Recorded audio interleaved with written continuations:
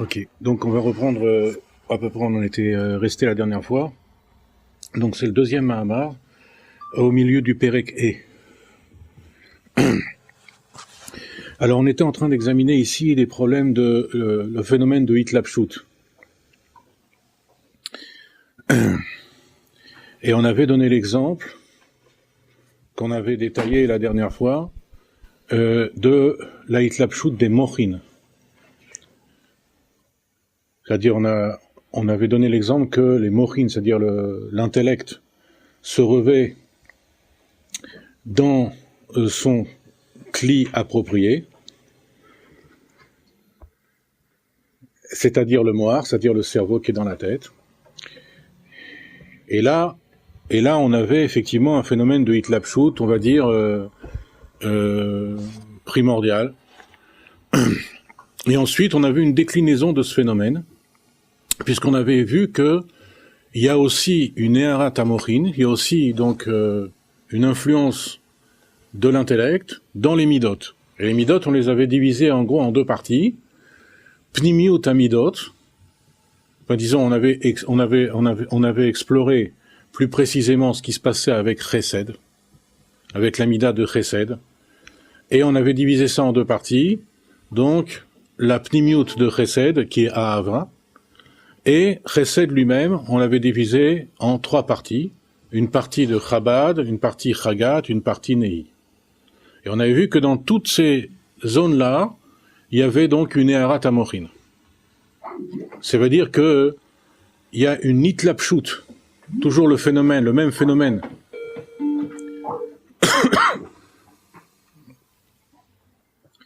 Toujours le même phénomène de Hitlapshut du Or Pnimi dans le keli, dans le réceptacle, l'ustensile qui lui est approprié. Et ensuite, une fois qu'il y a cet Hitlapshut-là, ce premier phénomène de Hitlapshut, ensuite il peut y avoir donc des effets de Hitlapshut secondaires, où il y a une Eharat Amochin, comme on vient de le dire, donc par exemple dans les midot. Mais la condition, on l'avait déjà vu, c'est qu'il faut, pour qu'il y ait une Eharat Amochin, il faut déjà que les Mochin eux-mêmes soient revêtus dans leur cli qui leur correspondent. Et les midot, pareil. Et ensuite, il y a une communication entre eux, donc il y a une Eharat Amochin dans les midot. Alors, donc à peu près au milieu du paragraphe E, donc on avait vu que finalement, tout ceci arrivait jusqu'à la Malchut.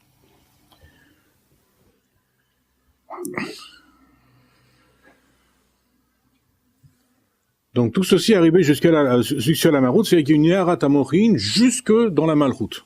Ici, on parle évidemment de la Malchut d'Atsilut. Alors dans cette Malchut, il dit Yesh Bazé Brinat Amochin. Chez Zehu Inyan, c'est la ligne, elle commence comme ça. Chez Zehu Inyan, Shin Zayin et Ayin, Chochma de Maaseh Bereshit.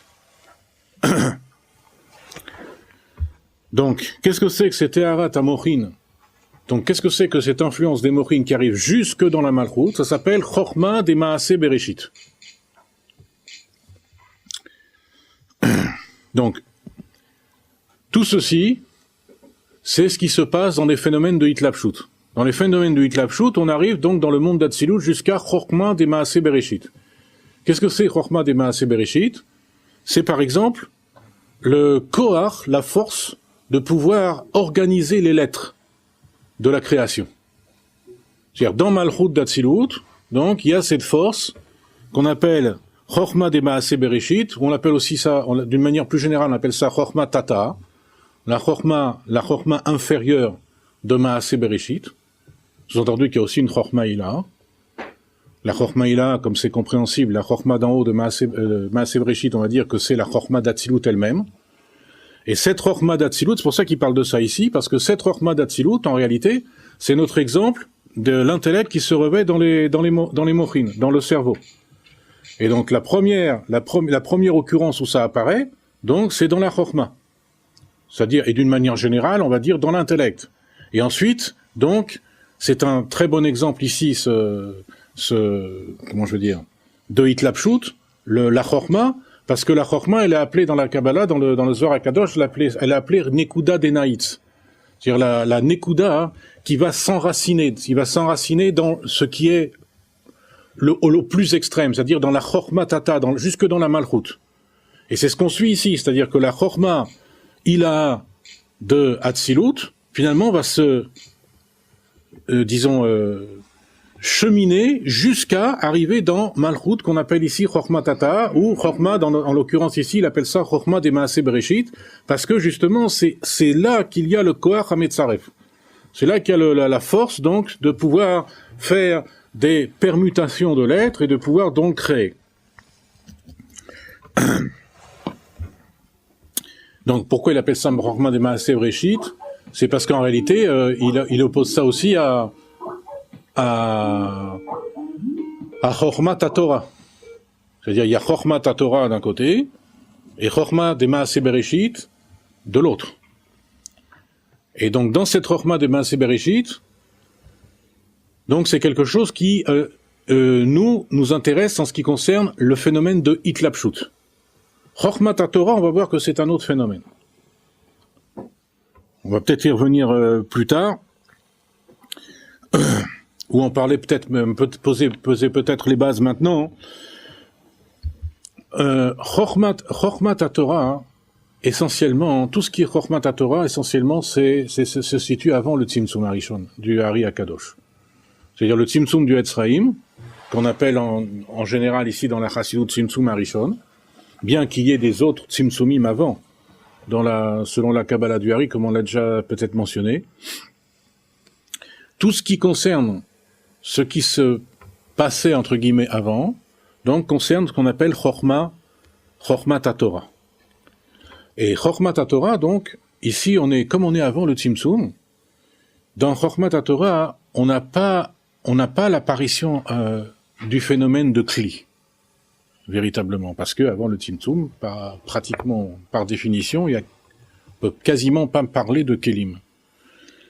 Donc, si on peut pas parler de Kelim, on n'est donc pas, au niveau de Chorma Tatora, face à un phénomène de Hitlapshut. On est face à un autre type de phénomène. On va peut-être préciser plus tard. On y reviendra sans doute à la fin du Mahamar, où on va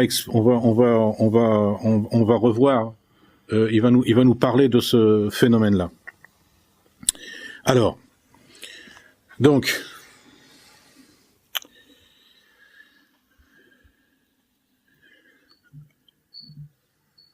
chez Zéou Inyan Chorma des Maaseh Bereshit, des Kulam Bechorma Asita, car tous tu les as fait avec Chorma.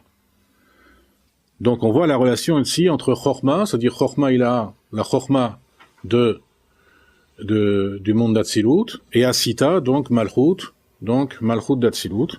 Chez Nimshach mitlabesh beza ou Malchut, des Sheshet Yamim, Asa Havaya, Shen Sheshet Midot Deza, ou Bederer Praten Midot Shebe Malchut. Donc ça va jusqu'à, donc dans le détail, à distinguer les Midot qui sont dans la Malchut elle-même. Veyesh baem hitlapshut amochin. Donc, comme on l'a dit, dans cette malchut, il y a une hitlapshut, un phénomène de hitlapshut, donc dans le dernier degré. Chez Zouinyan, kulam bechorma asita, encore une fois. De al shumze nikret malchut chorma tata. Voilà, comme on l'a annoncé, ici on appelle la malchut chorma tata, la chorma d'en bas. Mikol makom arekol ze, ou beinat eharat amochin leva. Néanmoins, tout ceci, c'est une eharat amochin. Bien qu'on l'appelle chorma tata, néanmoins, c'est pas véritablement, ça n'a rien à voir avec la Chorma telle qu'elle est Bechorma de Hatzilut. Rien à voir. She'en behina tatzmut amochin mitlapshin bezun. Comme on l'a vu, que ça n'est pas l'essence même des mochines qui vont se revêtir dans les sphirotes qui sont plus basses. Puisque vous savez que dans un phénomène de hitlapshut, donc il y a, dans la Kabbalah du Hari, la hitlapshut, c'est un phénomène qu'on appelle pnimiut vechitzoniut. Ça veut dire que la hitlapshut, elle est capable de scinder en ce qui est pnimi vechitzon, en ce qui est profond et ce qui est superficiel. Et donc tout ce qu'on appelle ici hitlapshut des mochines, dans ce qui est plus bas qu'eux, dans les sphirotes qui sont plus basses, dans Zun en général, dans Zachar ben Nekeva, c'est dans Za et Malchut, eh bien en réalité ça n'est qu'une Ehara. C'est-à-dire quoi? C'est la chitzoniut des mochines. Ce n'est pas la pnimiut, comme il dit ici. שאין זה עצמות המוחין המתלבשים בזון, כי אם ברינת חיצוניות והערה התמוחין לבד. C'est uniquement donc la partie superficielle. Puisque le Etzem des Mochin sert à autre chose complètement, c'est très très différent. Le Etzem des Mochin, au lieu d'être tournés vers le bas, ils sont tournés vers le haut. Ce qu'on appelle Gadlut à Mochin. C'est-à-dire quand il y a des Mochin de Gadlut, quand les Mochin ils sont matures, on va dire, alors à ce moment-là ils sont tournés vers le haut. C'est-à-dire c'est vraiment un approfondissement dans la Elokut elle-même, pas dans les Olamot. Tandis que ici, dans notre phénomène de Hitlapshut, qu'on décrit ici, où il y a une Nehara Tamochin, c'est-à-dire il y a une, comment je veux dire, il y a une espèce de rayonnement, de cheminement des Mochin vers les Midot qui lui sont, les Sphirotes et les Midot qui lui sont inférieurs. Alors à ce moment-là, c'est juste une Nehara. Ça n'est pas, comme on l'a déjà vu longuement avant, dès le premier Mahamar, dès les premiers chapitres du premier Mahamar, on l'a vu ça, que ça n'est pas Etzem Amochin. Au Komosh Nidbarlel, voyez le dit, Bemachal des Brinat Amochin chez Bemidot, En Brinat Ritzoniut Amochin Levad. Donc les Mochin qui sont dans les Midot, donc c'est uniquement Ritzoniut Amochin. Comme on l'avait déjà vu, va sechel chez Bayad va régal ou brinat sechel amas. Il y a encore plus forte raison quand on parle de l'intellect qui est revêtu dans le degré le plus extrême, que ce soit la main ou même encore plus la jambe, ça s'appelle un intellect d'action. Donc c'est vraiment une ehara de ehara. Au kmouchen ou à dogma les malins, des brinat amochin des zones, en se brinat atzmut amochin. Donc, la même manière, quand on parle de Zachar et Nekeva, quand on parle de Za de Hatzilut, à ce moment-là, les mochin de Za de Hatzilut, c'est pas atzmut amochin, ça s'appelle pas Abba Ve'ima. Ce sont des mochin, mais c'est les mochin de Za. Ce sont pas des mochin de Gadlut. Qui me'ara levad ou que noda des nehi deima nasi mochin laza, comme c'est marqué, comme c'est connu dans ça c'est, on le sait principalement par la Kabbalah du Hari, que nehi deima ils deviennent mochin laza. Nehi deima ça devient chabat deza. Donc on voit qu'en vérité la ima elle reste en soi, mais de ces nehi, c'est-à-dire de ces sphirotes d'action, de ces sphirotes de comportement de ima, elle fournit les mochin pour za. Sous-entendu, en dehors des mochin de Za, il y a les mochin be'etzem. Et la même chose, Venehi des Za na'asi mochin la nukva. Et la même manière, entre le rapport qu'on a vu entre Ima et Za, on voit le rapport entre Za et Nukva, on voit que là aussi c'est décrit dans la Kabbalah du Hari, en long, large, c'est très très fouillé ça là-bas, que les mochin, les Nehi des Za, ils donnent mochin la nukva. Et en plus, à cause du phénomène de Hitlapshut, il y a dedans une Ehara des Shisha Ketzavot Deima, c'est-à-dire que même c'est-à-dire que quand on parle que finalement c'est ce qui permet par exemple au Rav Amagid de dire que Hatzilut Isa Orda, Hatzilut est aussi ici. Pourquoi? À cause du phénomène de Hitlapshut. C'est-à-dire que c'est pas que les mondes ils sont les uns au-dessus des autres et que le Hatzilut il faut aller le chercher les malas. Non, en creusant dans la pnimiut du Olam Hazé par exemple, on peut rencontrer Hatzilut. Hatzilut est aussi ici à cause des phénomènes de Hitlapshut. C'est-à-dire qu'il y a de la Yetzira qui est revêtue dans la Asiya et de la Bria dans la Yetzira et de la Hatzilut aussi. Ce qui fait que même si on est dans le Olam Asiya, on peut avoir accès à la Hatzilut. Et même les malas misés. Aval, Zeu rak e'ara ou madrigat ritzoniut emochin. Donc toujours la même chose. Le Rabbi Rachab, il nous prend par la main. Il dit c'est juste une e'ara et ritzoniut emochin. Ve'atzmut emochin en begar. Et tandis que l'essence des mochin, elles sont dans les gimel rishonot, c'est-à-dire elles sont dans ce qu'on appelle Abba ve'ima en général. Les partsufim de Abba ve'ima. Les Hatzilut, que c'est machou acher, c'est autre chose. Comme on a dit, c'est pas confondre ici les mochin de Gadlut avec les mochin de Za. C'est pas la même chose.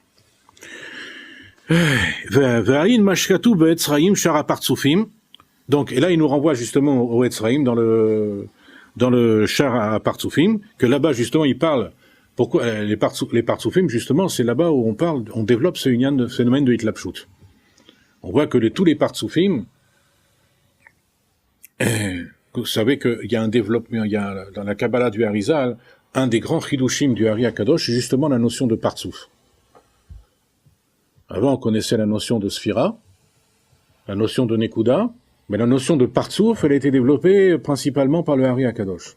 C'est un des chidushim, par exemple avec la notion beaucoup plus connue de Tzimtzum.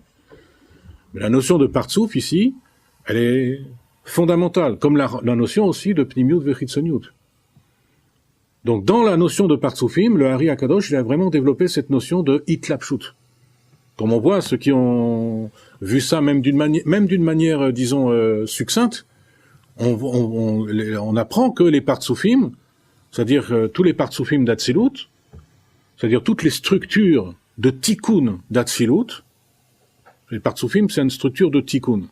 Et toutes les structures de Tikkun d'Atsilut se revêtent les unes dans les autres. Celui qui est le plus pimi s'appelle Atik, et celui qui est le plus Ritzon s'appelle Malchut, Nukva. Sans rentrer dans les détails, mais ils sont revêtus les uns dans les autres. C'est-à-dire, ils sont pas simplement, si on peut dire, si on pouvait s'imaginer ça géographiquement, entre guillemets, Chas v'Shalom, de parler comme ça, mais bon, on est obligé. Je veux dire, on n'a pas le choix, puisqu'on est dans notre Neshama elle-même, elle est Beit Lapshut dans un corps matériel, donc on a une perception des choses qui sont matérielles. Puisqu'on avait vu que le Kohar, quand il se réveille, il perd sa maout, mais il garde sa fonction. Donc nous, quand on parle, on est obligé de parler matériellement. Alors, ça veut dire que les Olamot, ils sont les uns, comme on a dit pour les Olamot, ici pour les Partsoufim, c'est pareil. Ils sont certes les uns au-dessus des autres, mais aussi les uns font plus fondamentalement les uns à l'intérieur des autres. Ce qui donne l'avantage, encore une fois, que lorsqu'on est dans le niveau le plus bas, on peut accéder aussi au niveau le plus haut. Comment ? Si on peut, comme ça on donne ça normalement pour les Igoulim, mais c'est valable aussi ici. On peut dire ça. Alors, Ki ikar amochin ou brinat neshama pnimit shebetoch hagar. Donc l'essentiel des mochin, c'est quoi? C'est la neshama pnimit qui est dans le gimel rishonot mamash. Et là, shnikra gar agar mochin. Simplement, hein, on les appelle mochin, mais c'est l'essentiel de l'âme. Ve'ainu de agar en kelim les gilouy or amochin. Pourquoi? Parce que les gimel rishonot, elles sont les ustensiles appropriés au dévoilement des mochin. Comme on l'a déjà dit dans les paragraphes précédents, qu'il y a une adéquation parfaite. D'ailleurs, c'est de là que vient le mot Kabbalah. Kabbalah, c'est Milachon Agbala. Ça veut dire c'est ce qui est en parallèle. C'est-à-dire il y a un parallélisme parfait entre le Rouhani et le Gashmi. C'est-à-dire le spirituel et le matériel. C'est-à-dire en l'occurrence ici entre la Hatzilut et les mondes séparés. C'est-à-dire en l'occurrence ici, en ce qui nous concerne nous plus précisément, entre le Kohar, tout ce qui est Kohar, tout ce qui est force, et tout ce qui est son réceptacle. Que chaque force, elle se revêt dans le réceptacle qui lui est destiné. Et on avait insisté sur le fait que justement, à cause de ça, l'identité des choses est quelque chose de primordial. C'est-à-dire l'identité est primordiale à tout.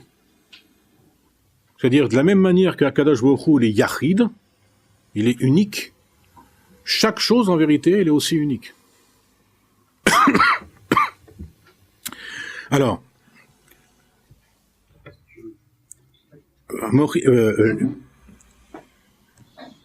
donc, toujours la même chose, du fait que les Kélim, ils sont aptes à recevoir ce or-là, donc, finalement, il y a une adéquation, donc une Hitlapshut, une Hitlapshut, c'est quelque chose de vraiment, c'est une symbiose, une Hitlapshut, c'est vraiment fort. Ou ben kelim des midot mi abrinat or amidot. Alors la même chose, ça c'est la révision, c'est-à-dire dans les kelim des midot, brille la lumière, la force des midot, des émotions. Begilo d'une manière ouverte, ou mash yeshba mi brinat amochin. Maintenant, comme on a vu, il y a aussi des mochin dans les midot. C'est brinat ritzoniut amochin. Ça c'est uniquement la ritzoniut. Ve'eratan eleva, uniquement une era. Ve'kolze ou mipne she'erot ba'im bebrinat hitlapshut pnimi. Tout ceci parce que, d'une manière générale, les erot, elles viennent à l'état de hitlapshut pnimi. ועל כן צריך להיות הכלי כפי מדרגת האור. Du coup, le cli doit être comme le or. Il doit correspondre au or. להיות האור בבחינת התלבשות בהכלי, de telle sorte que le or il puisse se revêtir véritablement dans le cli. Alors, on va peut-être faire le kitsour, comme ça remémorera peut-être aussi le début du... en fait, on l'a déjà mentionné. Bon, c'est peut-être pas la peine. Alors, on va passer peut-être directement au paragraphe Vav. Vezeu ata'an, ma she'akelim po'alim be'arot liot kemaut akelim. Alors il dit, le phénomène de Hitlapshut, il est tellement une symbiose entre le or et le kli, qu'il dit que c'est la raison pour laquelle les kelim agissent sur les orot de telle sorte qu'elles soient comme l'être même des kelim. Encore une fois, quand on a vu le phénomène de Hitlapshut dans les premières fois, on a vu que, finalement, on l'a redit même ici, que le kohar, c'est-à-dire le or, lorsqu'il se revêt dans son cli, il perd son être, mais il conserve sa fonction. Là, ici, on le voit ici. C'est-à-dire que les kelim, ils ont une action sur les orot, de telle sorte que les orot deviennent comme leur propre être à eux, les kelim. Parce que, ici, la symbiose, elle est telle entre le or et le kli, que même le kli qui a priori n'est pas dynamique, le or est dynamique. Parce que c'est lui qui est Pashtut, etc. C'est lui qui est en expansion. En particulier quand il a Beor Ensof. Quand on dit le or, qu'est-ce que c'est? Ensof. Donc c'est vraiment une expansion sans aucune limite. Donc il est très il est absolument dynamique, on va dire. Tandis que le kli n'est pas dynamique du tout. Et pourtant, il agit ici. À kelim poalim be'aorot. Les kelim, ils agissent sur les orot. Alors, de telle sorte que, finalement, les orot, elles deviennent comme l'être même du kli. Et comme ça, il peut y avoir cette symbiose. Alors, c'est quoi cette action de l'un sur l'autre? Et on avait déjà vu que les orot, elles agissaient sur le kli. Pourquoi? Parce qu'elles dominaient le kli. Les kelim, ils agissaient selon les caractéristiques du or qui est dedans.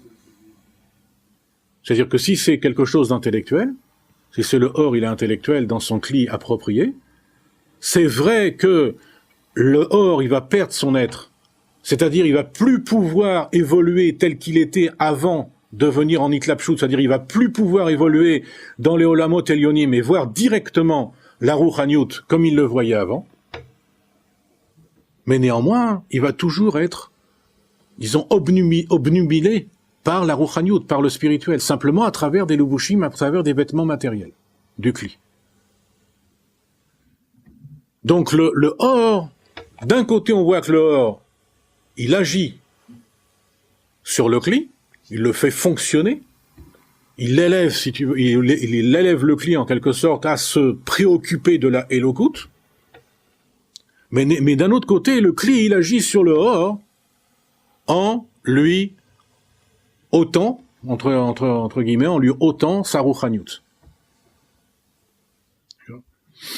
Alors pourquoi c'est comme ça? Pourquoi il y a ce phénomène? C'est une espèce d'échange. C'est un espèce d'échange. On avait vu que si on exprime ça à Beotiot Shel Kabbalah, on a vu que quand le Shemma s'unit au Shemban, il faut que chacun révèle en soi l'autre. C'est un peu comme l'union d'un homme et d'une femme.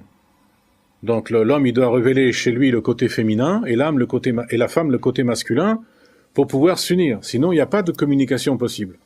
Si chacun il reste entièrement ma et entièrement ban, il n'y a pas de communication.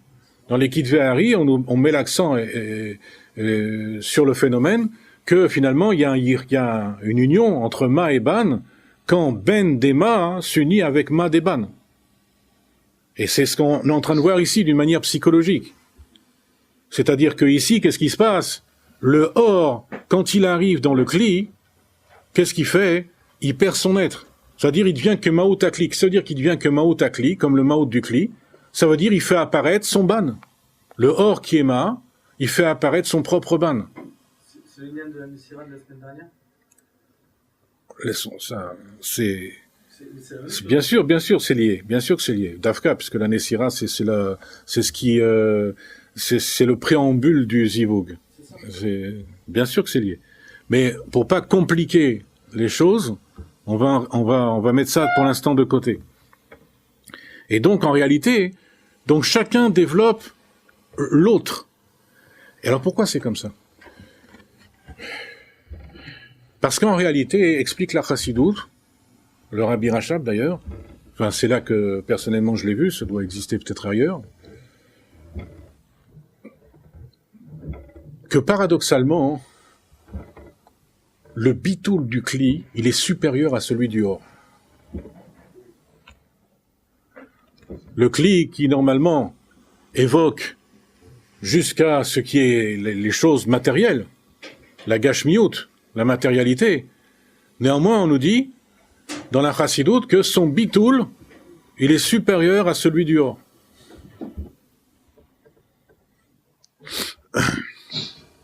Et pourtant, le Or, a priori, quand on regarde les choses d'un premier abord, ça devrait être le contraire.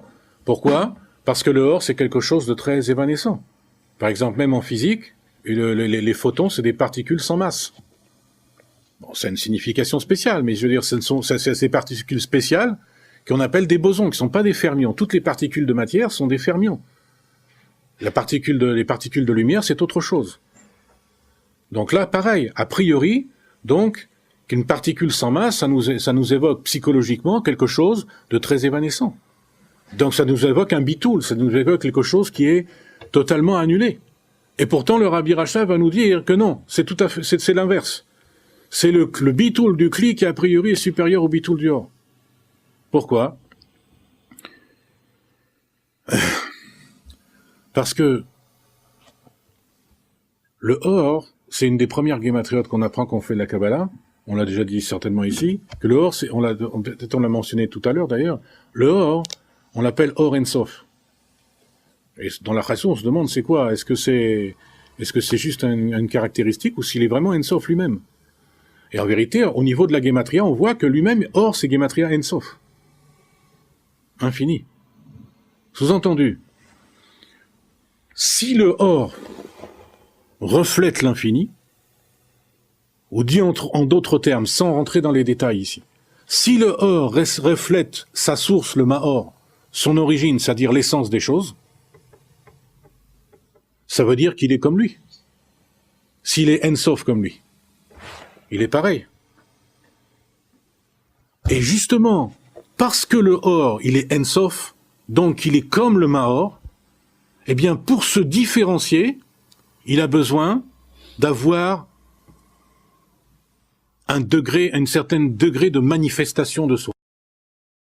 Par contre, comme le Kli, le Gvoul, tout ce qui est Gvouli, tout ce qui est limité, ne ressemble pas du tout, n'est pas l'infini, alors il est totalement battel. Et c'est ça les chances qu'il y a ici. Le Or, en réalité, quand on dit il perd son être, ça veut dire que quand il arrive à se revêtir dans le Kli, il gagne en bitoul. Quand on dit il perd son être, on a l'impression que, et c'est vrai, c'est pas simplement une impression, ça veut dire c'est vrai, c'est quelque chose de dramatique. Il perd tout ce qu'il avait, tout ce à quoi il avait accès auparavant. Tous les Olamot Elyonim. La Neshama telle qu'elle était au Gan Eden. Elle avait accès directement à la Rouchaniout. Mais quand elle arrive dans le Kli, elle perd son être. C'est dramatique, c'est une chute terrible. Mais d'un autre côté, elle gagne en bitoul. Donc c'est ça que le Kli, il exerce en quelque sorte comme attraction. Pourquoi? Parce que le Or, donc c'est lui qui voit. On voit avec le Or. Et le Kli, c'est aussi Milachon Tachlit, finalité. Dans le mot Tachlit, vous enlevez les deux taves, au milieu vous avez Kli. Donc ça veut dire que la finalité, c'est le Kli. C'est que le Or, quand il voit le Kli, pourquoi est-ce que le Or, il va, entre guillemets, accepter, finalement, ce phénomène de Hitlapshut? Parce qu'il y voit toute la finalité du programme divin, c'est-à-dire de sa propre raison d'être, même à lui-même. Donc il arrive, c'est pour ça que il accepte de perdre son être et il est be'achna'a. Ça veut dire il est en état de soumission, de bitoul. Mais là, ça va jusqu'à la hitlapshut. C'est-à-dire qu'il est tellement dans cet état-là qu'il va jusque se revêtir dans le Kli. Et du coup, qu'est-ce qui se passe? Le Kli, lui, il gagne en Yeshut. Il était totalement battel avant l'arrivée du Or, contrairement à ce qu'on pouvait penser a priori. Quand le Or, il arrive, grâce au fait qu'il y a eu transmission, il gagne en Yeshut. C'est-à-dire que le Or a révélé et a pris la qualité du Kli, et le Kli a révélé et a pris la qualité du Or. Et grâce à ça, il y a cette symbiose, qu'on appelle Hitlapshut. Alors, Ukemu bepiulat hitavut. Donc, alors il dit, comme pareil. Alors pourquoi on parle de tout ça? Parce justement à cause du phénomène qu'on va voir ici.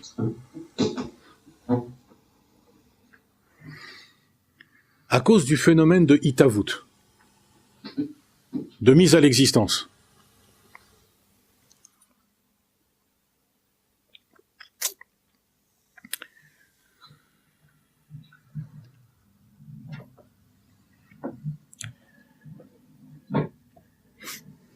Parce que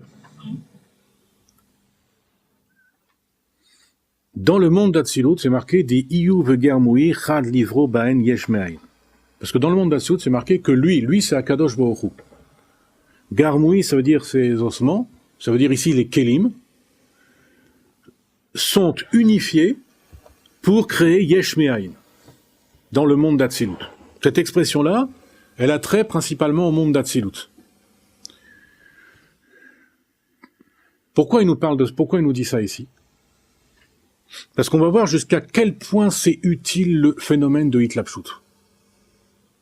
Et que ce phénomène de Hitlapshut, il commence véritablement vraiment où? Dans la Hatzilut. Donc, pour nous, c'est très intéressant. Ça, c'est juste en parenthèse. C'est très intéressant. Pourquoi? Parce que comme ici, dans ce Mahamar, c'est-à-dire dans tout le Hemsher, on est dans tout le livre, dans tous les 3 Sfarim qu'il y a ici, on explore la notion d'intermédiaire. Donc on va voir ici la Hatzilut en tant qu'intermédiaire ici. Mais intermédiaire pourquoi? Pour pouvoir réussir la création. Et on va voir comment. Pourquoi? Des hitavut ou aliodé à or dafka. Parce que la mise à l'existence, elle se fait par le or. Comme je katou begeret hakodesh dibantril iu vechayui, le fi chez Aor mais eina maor ou mauto veatzmuto. Donc pourquoi la mise à l'existence elle se fait par le or et pas par le Kli? Parce que tout simplement le or il est mais eina maor, parce que le or il ressemble au maor, il ressemble au luminaire. Donc il a les caractéristiques du luminaire. Il n'a pas simplement que sa gematria nous indique qu'il a les caractéristiques du luminaire. De la même manière que l'essence même, c'est elle qui peut mettre à l'existence. Quand l'essence produit, entre guillemets, du or, le or, il comporte en lui la capacité de mettre à l'existence.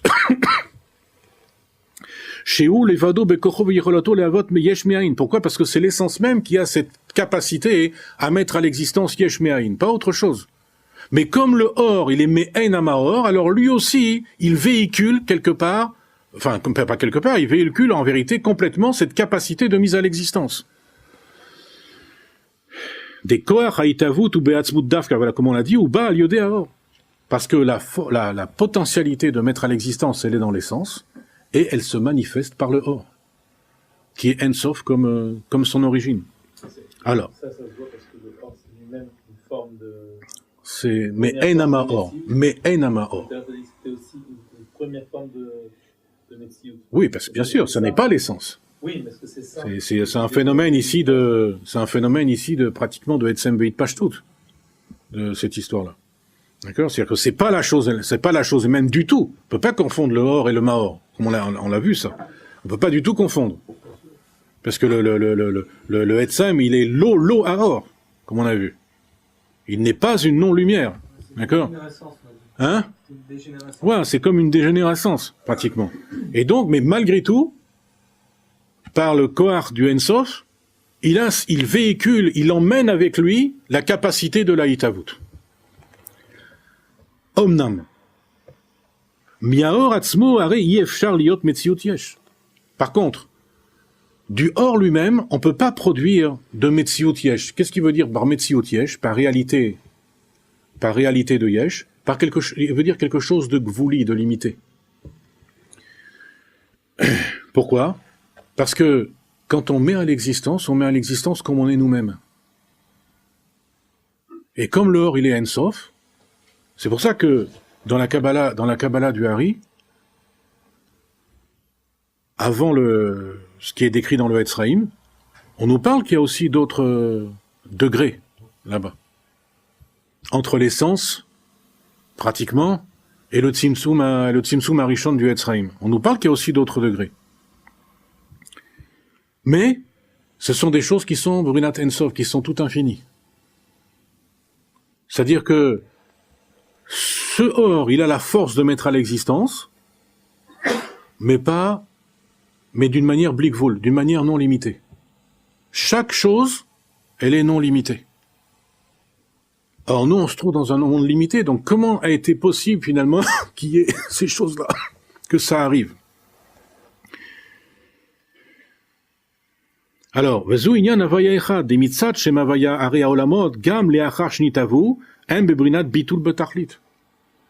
ça qu'on appelle Havaya Echad, parce que les mondes, même après qu'ils ont été mis à l'existence, ils sont encore complètement batel.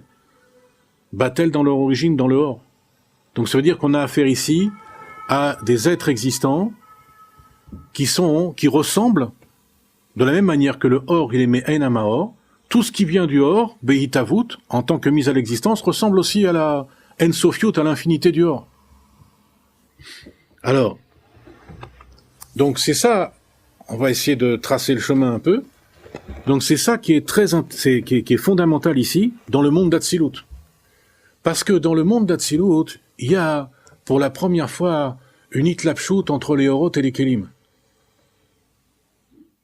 Qu'est-ce que ça veut dire, il y a une hitlapshut entre les orot et les kelim? On a vu en plus, on commence à le cerner un peu.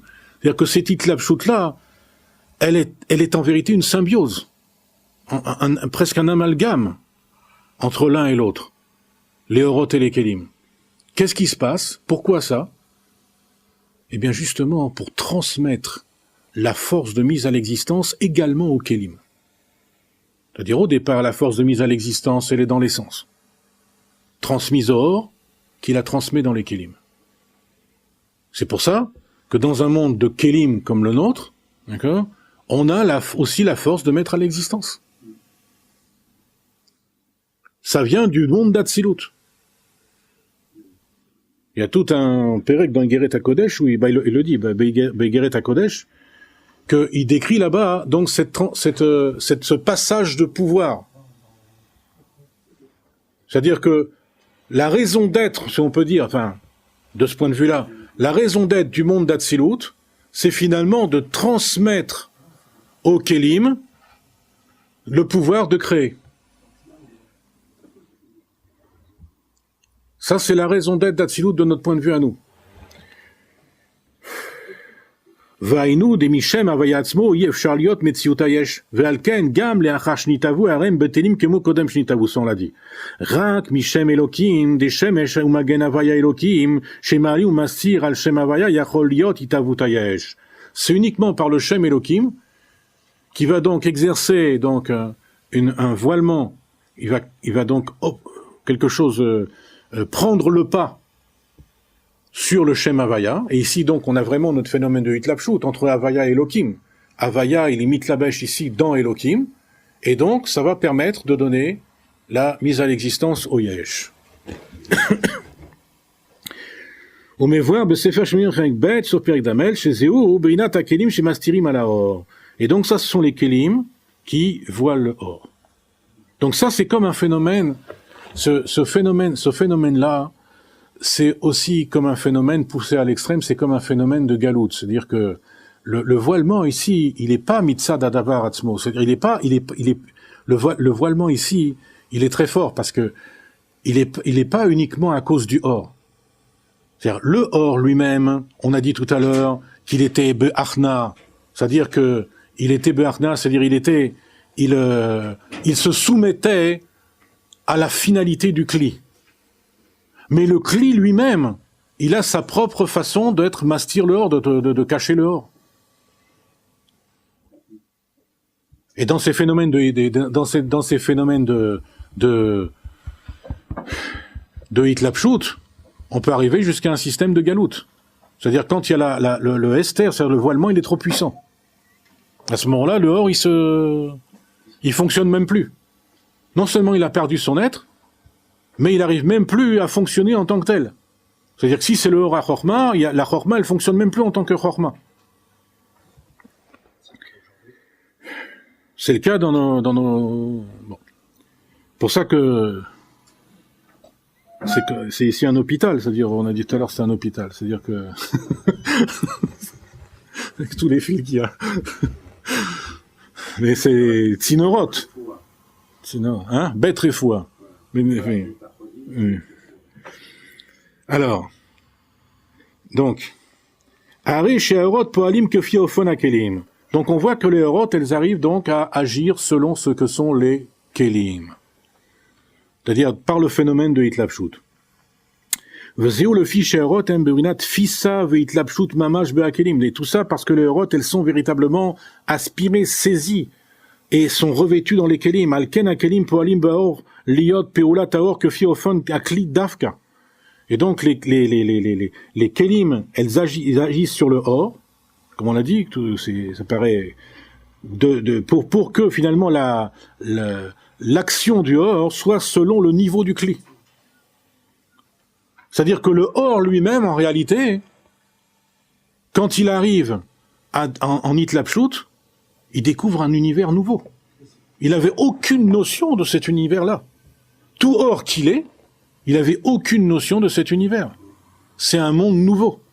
Et donc, c'est pour ça que le kli, qui milachon tachlit, c'est aussi en même temps milachon yecholet, possibilité. Parce que là, le or, il voit d'un seul coup des possibilités incommensurables qu'il avait, elles sont incommensurables par définition, parce que lui-même, il est Ensof. Et quand il voit d'autres possibilités que le Ensof, c'est véritablement incommensurable. Omnam haitlapshut i bebrinatit galut she'arot mitgalim be'akelim. Ça, c'est une deuxième étape.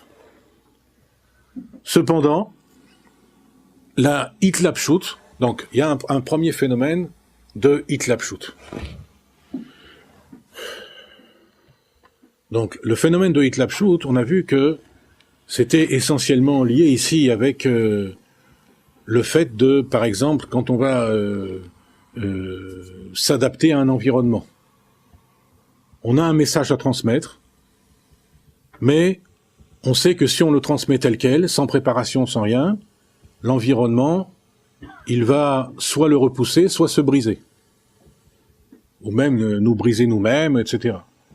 Donc, on peut pas le transmettre comme ça, on peut pas y aller franco, on peut pas directement aller à l'étape de Hitgalut, comme on voit ici. D'abord, ça doit être précédé par une étape de Hitlapshut. C'est-à-dire, l'étape de Hitlapshut, c'est en quelque sorte comme l'ensemencement d'une graine. On ensemence. Donc la graine, qu'est-ce qu'elle fait dans une première phase? Elle pourrit. Avant de se répandre. Elle pourrit, c'est-à-dire elle disparaît. Elle est Hitlapshut, elle perd son être de graine. On peut plus la distinguer en tant que graine. Donc quand on a dit que le koach perdait son être, là véritablement aussi c'est pareil. La graine, elle perd son être. Et c'est une fois que le koach, c'est-à-dire le message de la graine, a été réduit à l'état de haïn, qu'on peut avoir une Hitgalout. Comment on commence une Hitgalout? Là, c'est la même chose. Le phénomène de Hitlapshut, donc, on va jusqu'à perdre son être. C'est-à-dire que la Hitlapshut, bien qu'on a dit on voit le Tachlit, on voit la Yecholet, on voit la finalité, on voit la possibilité, extraordinaire, puisqu'elle était même pas dans le Ensof. Néanmoins, c'est aussi une grande souffrance. C'est une grande souffrance pour le Or de rentrer dans un makom aussi contraire à au Gilouï, aussi chachour, aussi obscur. Et pourtant, c'est ce qui se produit. Quand la Hitlapshut, elle est bien réussie, alors à ce moment-là, elle est suivie du phénomène de Hitgalout. Si la Hitlapshut, elle n'est pas réussie, qu'est-ce qu'on a? Shvirat HaKelim. On est dans le monde des Nekudim, on est dans le monde de Tohu, on est avant Hatzilut. Mais quand on réussit le phénomène de Hitlapshut, on est dans un monde de Tikkun. Alors c'est ce qu'il dit là. Omnam Hitlapshut bebrinat Hitgalut she'orot mitgalim be'akelim. Donc c'est pas simple, dans une deuxième phase, il y a une Hitgalut. Vainu le fi she'akelim betelim et laorot. Pourquoi? Parce que les kelim, ils sont annulés devant les orot.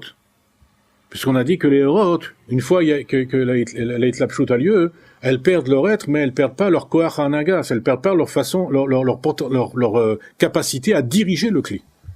Puisque le kli, il fonctionne le fi au fun à koach à mitlabeshbo. Selon la potentialité qui se revêt en lui. Donc il perd pas la chose. Et au contraire, pour qu'on soit pas betor galout, pour qu'on soit pas dans un phénomène d'exil, de galout, au contraire, il faut que le koach il soit cholette à la kli. Il faut que le koach il règne sur le kli. Il domine le kli, il le maîtrise. Si c'est chas v'shalom le contraire, comme on a dit tout à l'heure, là on est dans un phénomène de galout.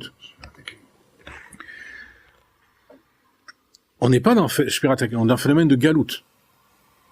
C'est-à-dire que quand le koach il peut plus s'exprimer, le kli il n'est pas forcément nishba. Comme c'est dans Shvirat HaKelim, il y a aussi ce phénomène. C'est-à-dire, c'est plus mais vraiment Shvirat HaKelim, c'est la Malchut. La Malchut, il bat lat. C'est marqué dans le Zohar HaKadosh. La Malchut, elle n'a pas subi vraiment la Shvira. Malchut, je parle le Partsouf Nukva, pas la Malchut d'Eza. Le Partsouf Nukva lui-même, lui, il a subi un bitoul. D'accord? Donc ça veut dire que, pour nous, qu'est-ce que ça veut dire ici? C'est-à-dire, on rentre dans une situation où on est betor galout. D'exil. C'est-à-dire, on peut plus agir tel que l'on est. C'est-à-dire, si on n'agit pas tel que l'on est, ça veut dire quoi? C'est-à-dire que le kli, il agit en fonction de la nature de tout ce qui est kli, c'est-à-dire du olam, c'est-à-dire des lois de la nature et tout ça. Alors, chez Akelim betim et laorot, vem raouyim les kabel et taorot. Pourquoi c'est possible cette Hitgalout? Parce que justement, par le phénomène de Hitlapshut, les kelim ils sont annulés au or et ils sont capables de recevoir ce or. Alken aorot em meirim begilou mamash beakli. C'est la raison pour laquelle les orot elles brillent véritablement dans le kli. Veyesh laem shlita, voilà, ou même shala, ala kelim ou manigim otam.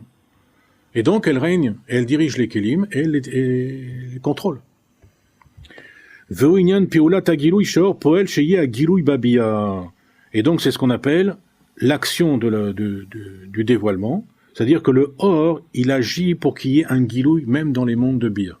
C'est-à-dire qu'une fois que par le phénomène de Hitlapshut, le koar du Ensof, la force, la potentialité, la force du Ensof, elle a été transmise au Kli, il faut la dévoiler.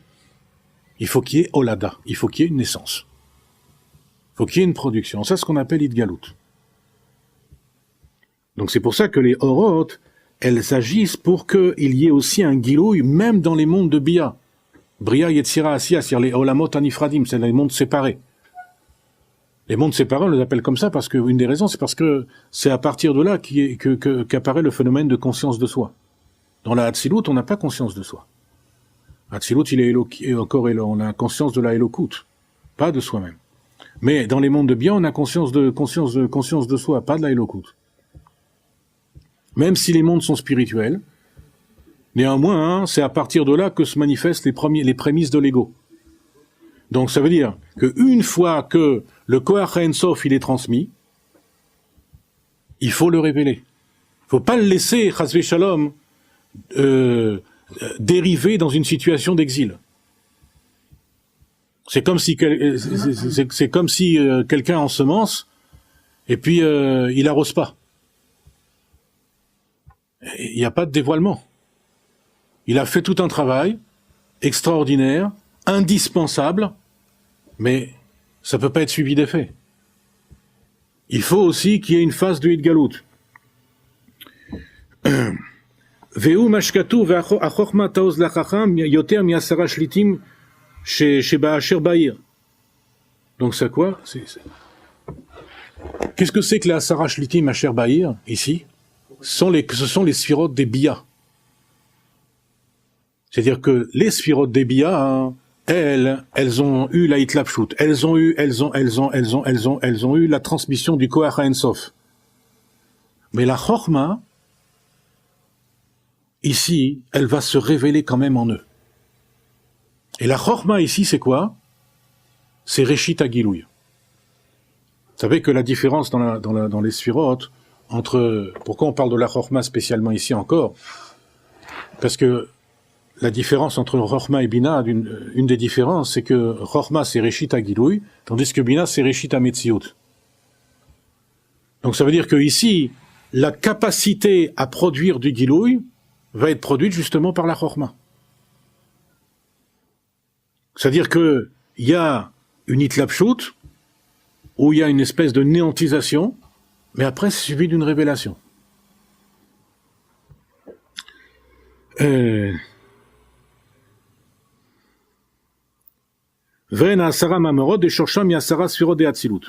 on voit ici que donc tout ça, donc il dit que les Asara Shlitim, il appelle ça les Asara Mahamarot, donc les 10 paroles qui créent le monde.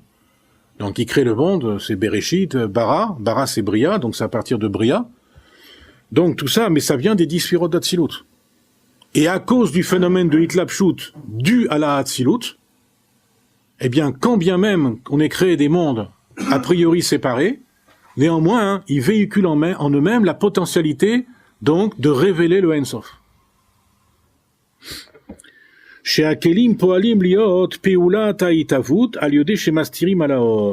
Et donc, on voit que les Kelim ici, qu'est-ce qu'ils font?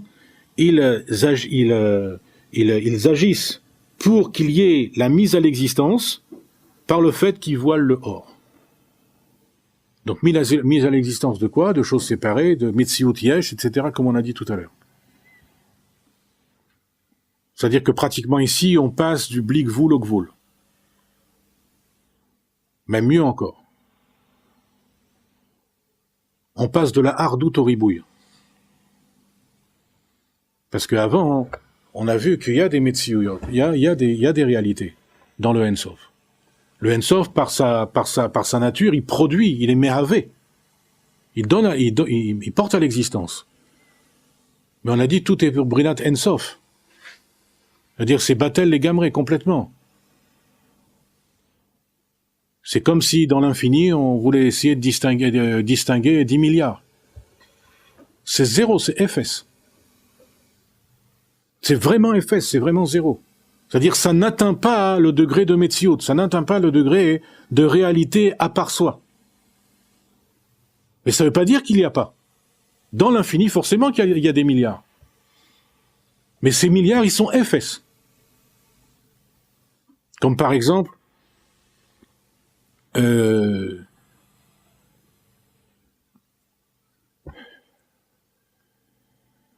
si on imagine un monde à 2 dimensions, avec que la longueur et la largeur, pas de profondeur, des êtres parfaitement plats, c'est-à-dire avec 0 d'épaisseur. C'est inconcevable de toute manière, mais juste si on imagine ça. Maintenant, on imagine que ces êtres-là, on va leur donner une 3e dimension, la profondeur.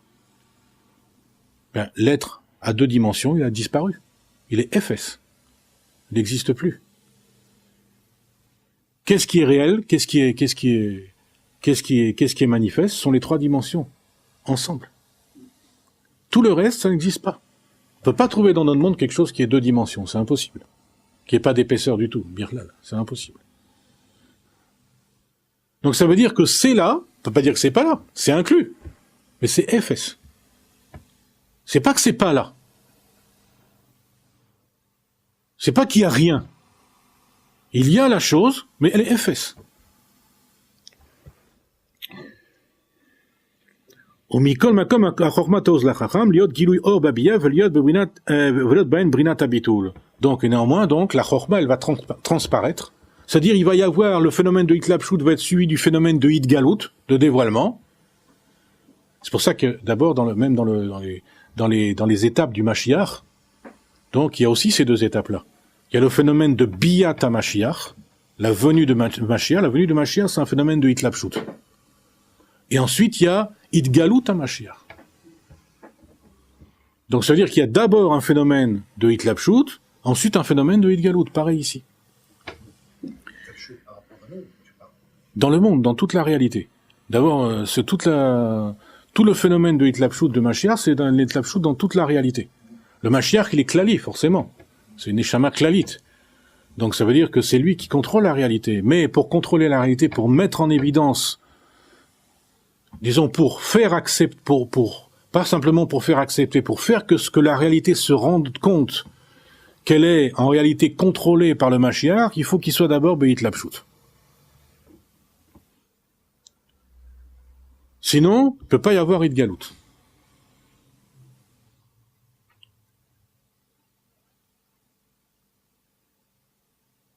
C'est une des raisons pour lesquelles le Rabbi nous demande à nous, tout à chacun d'entre nous, de dévoiler le Mashiach qui est en lui.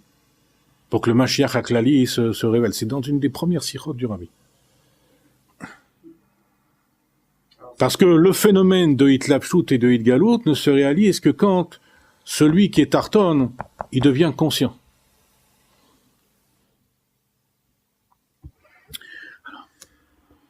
Alors, donc c'est ça, voilà. Donc là, il voulait en arriver là. Donc c'est la raison, c'est ça, tout ce qu'on a décrit, ça nous montre comment Hatzilut, il est intermédiaire entre Or En Sof Hamahatzil, donc le Or En Sof émanateur, et les créatures. Liot Gilouy Or En Sof Baolam. C'est-à-dire pour produire un Gilouy du Or En Sof dans le monde.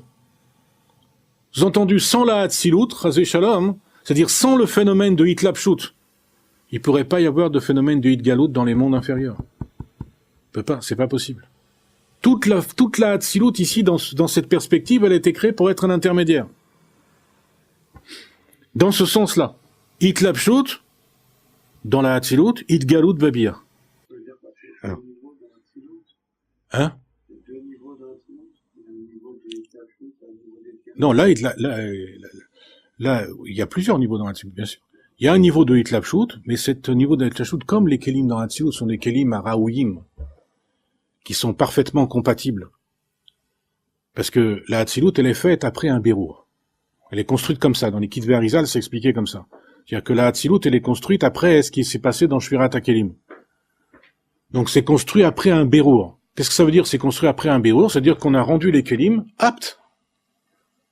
Donc quand il y a la Hitlapshut, il y a la Hitgalut. C'est-à-dire c'est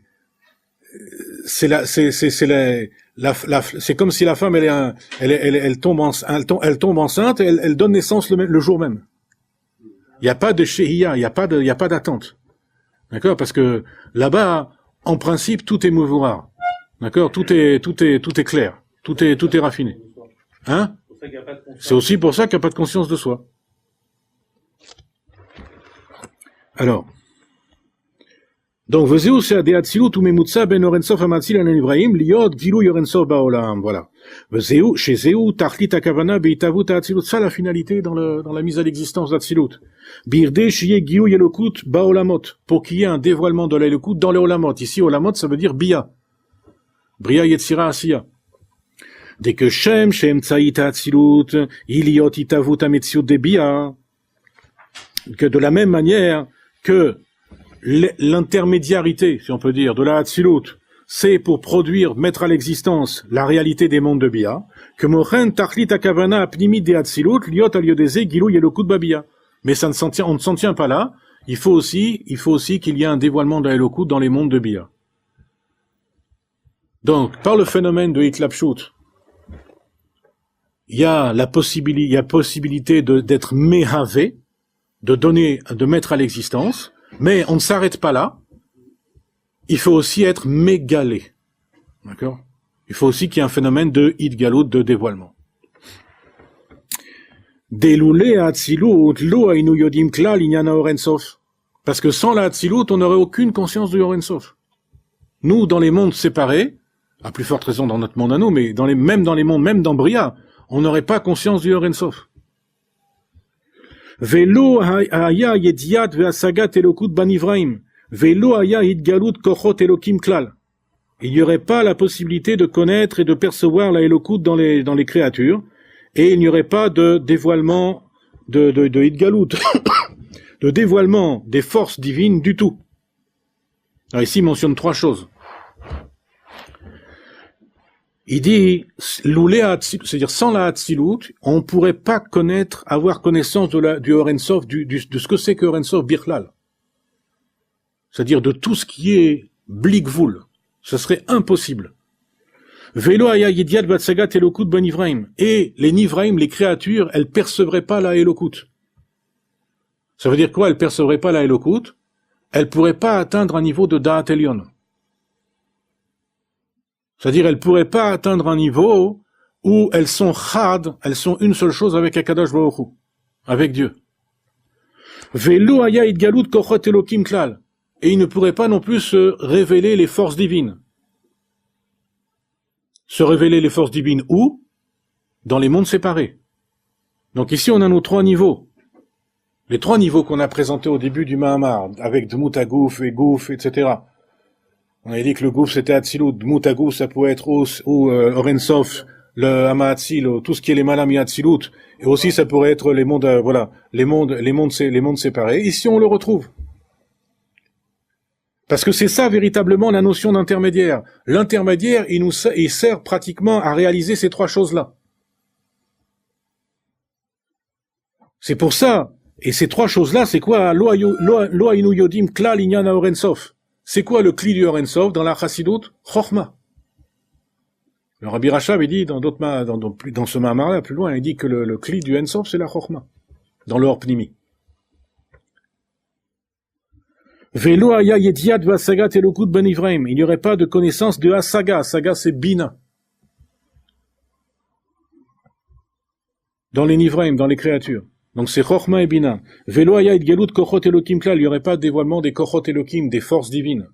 Dans les mondes plus bas. Qu'est-ce que c'est qui est plus bas que Chochma et Bina? C'est les Midot. C'est-à-dire ici, il n'y aurait pas de dévoilement, le dévoilement des kochot pnimim, ça veut dire des forces pnimim, en particulier de la pnimiut des Midot. Sans le phénomène d'Hatzilut. Et qu'est-ce qu'on voit ici? Que quelque part, et c'est pas quelque part en réalité, c'est vraiment comme ça, que si Hatzilut, il est ici l'intermédiaire qui permet donc la Hitlapshut et la Hitgalut, qui permet, on va dire en termes qu'on connaît plus, la Biyat HaMashiach et Hitgalut HaMashiach. Néanmoins, qu'est-ce qui est essentiel dans la Hatzilut pour arriver à ce phénomène-là? Chochma, Bina, Vedaat. Chabad. Dit autrement, qu'est-ce qui est essentiel pour arriver à ce niveau-là? Ce que la Chassidut, elle appelle Rabbi Amiti. Un vrai Rabbi. Pourquoi? C'est quoi un vrai Rabbi? Et la Chassidut, Chabad, elle précise, c'est quoi un Rabbi Amiti? C'est Morenu à Baal Shem Tov, on parle à partir du Baal Shem Tov, de Morenu à Baal Shem Tov, à Rav Hamagid, le Baal Atania, jusqu'au Rabbi inclus. Rabbi Amiti. Pourquoi? Parce que eux-mêmes, ils ont ces trois caractéristiques-là. Eux-mêmes, ils représentent la Hatzilut en tant qu'intermédiaire. Pas Malchut d'Hatzilut, toute la Hatzilut. Et mieux que ça encore. Les trois caractéristiques qu'on voit ici, qui sont révélées grâce au fait que Hatzilut y soit intermédiaire. C'est résumé dans la constitution même d'un Rabbi Amiti. Qu'est-ce que c'est un Rabbi Amiti? Un Rabbi Amiti, c'est quelqu'un qui a trois dimensions. Trois sortes de dimensions. Trois Revadim. Il est une Neshama Chadasha. Il est une Neshama de Hatzilut. Et il est une Neshama Klalit. Ça, c'est ce qu'on appelle un rabbi amiti.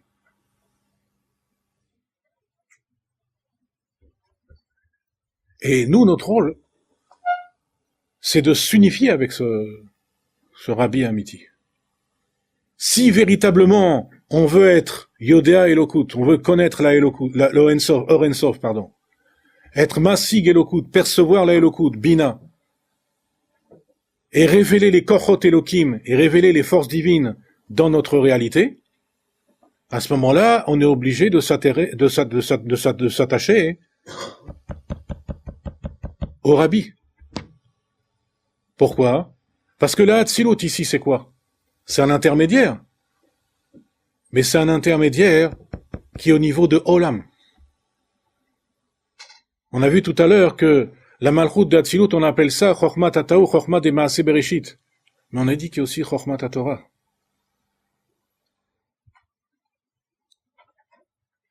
Et ça,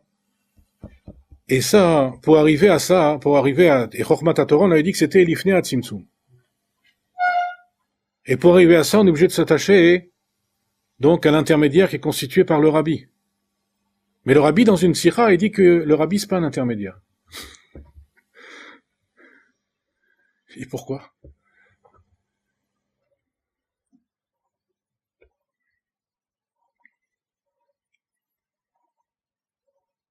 On sait que Israël s'attache à la Torah, et la Torah est attachée à Kadosh Baruch Hu, si on peut dire. Et par le fait qu'Israël s'attache à la Torah, alors à ce moment-là, on s'attache aussi à Kadosh Baruch Hu. Et le Rabbi dit dans cette sikha que le chassid, en s'attachant au Rabbi, il s'attache à Dieu. Il dit pourquoi? Il dit parce que le Rabbi c'est Atzmut Maout Betor Gouf.